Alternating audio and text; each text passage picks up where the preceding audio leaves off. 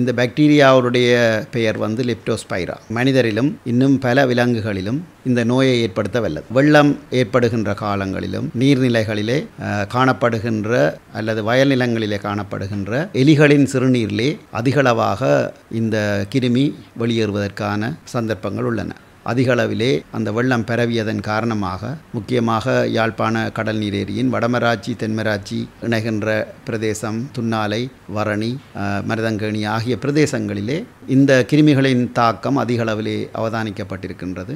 சுகாதார அமைச்சின் தகவல்களின்படி நேற்று மாலை வரை 110 அளவிலான மனிதரிலே இந்த நோய்க்கான அறிகுறிகள் தென்பட்டு அவர்களிலே சிலருடைய இரத்த மாதிரிகளிலே இந்த கிருமி இருப்பது அவதானிக்கப்பட்டிருக்கின்றது. இந்த நோய் விலங்குகளில் இருந்து மனிதருக்கும் மனிதரிலிருந்து விலங்குகளுக்கும் பரவக்கூடிய ஒரு நோயாக இருப்பதன் காரணமாக கால்நடை உற்பத்தி சுகாதார திணைக்களமும் இந்த நோயிலிருந்து மனிதரை பாதுகாப்பதற்கும் வளர்ப்பு விலங்குகளை பாதுகாப்பதற்குமான நடவடிக்கைகளிலே இறங்கியுள்ளது.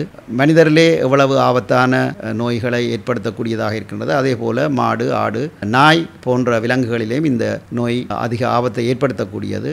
நோய் காணப்படுகின்ற பிரதேசங்களிலே உள்ள கால்நடைகளை சேற்று நிலங்களிலேயும் தண்ணீர் தேங்கி நிற்கின்ற இடங்களிலையும் மேய்ச்சலுக்கு அனுப்புவதையும் அல்லது கட்டி வைப்பதையும் தவிர்க்குமாறு நாங்கள் கால்நடை பண்ணையாளர்களுக்கு அறிவுறுத்தி வருகின்றோம்.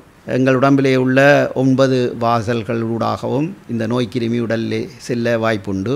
மீண்டும் மழை பெய்து இன்னும் ஒரு வெள்ளப்பெருக்கு ஏற்படுமாக இருந்தால் இப்பொழுது தொற்று ஏற்பட்டிருக்கிற நீரிலிருந்து மேலும் சில பிரதேசங்களுக்கு இந்த நீர் பரவுவதையும் அங்கேயும் அந்த நோய்கள் ஏற்படுவதையும் தவிர்க்க முடியாது என்பதை பொதுமக்கள் மிகவும் கவனம்